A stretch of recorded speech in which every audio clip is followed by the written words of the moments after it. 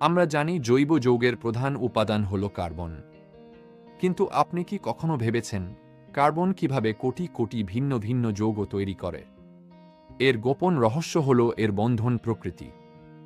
আজকের ভিডিওতে আমরা কার্বনের সমযোজী বন্ধন এবং এর বিশেষ বৈশিষ্ট্যগুলো সহজভাবে শিখব। কার্বনের পারমাণবিক সংখ্যা 6।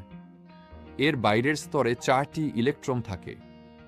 অষ্টক পূরণের জন্য কার্বন ইলেকট্রন ত্যাগ বা গ্রহণ না করে অন্য পরমাণুর সাথে ইলেকট্রন শেয়ার করে। এই শেয়ারিংয়ের মাধ্যমেই তৈরি হয় সমযোজী বন্ধন। মূল কথা, জৈব যৌগে মূলত সমযোজী বন্ধন বিদ্যমান। কার্বন পরমাণু নিজেদের মধ্যে বা অন্য পরমাণুর সাথে 3 ধরনের বন্ধন তৈরি করতে পারে। একক বন্ধন, যখন এক জোড়া ইলেকট্রন শেয়ার হয়, একে সিগমা বন্ধন বলে। উদাহরণ, মিথেন বা ইথেন। দ্বিবন্ধন, যখন 2 জোড়া ইলেকট্রন শেয়ার হয়, এখানে একটি সিগমা ও একটি পাই বন্ধন থাকে। উদাহরণ, ইথিন। ত্রিবন্ধন, যখন 3 জোড়া ইলেকট্রন শেয়ার হয়, এখানে একটি সিগমা ও 2টি পাই বন্ধন থাকে। উদাহরণ, ইথাইন বা অ্যাসিটিলিন।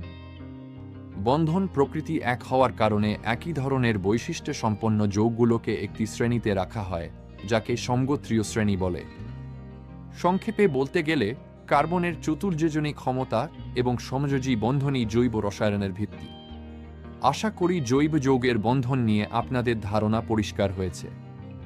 ভিডিওটি শেয়ার করুন এবং পরবর্তী ভিডিওতে কোন টপিক চান তা জানান। ধন্যবাদ।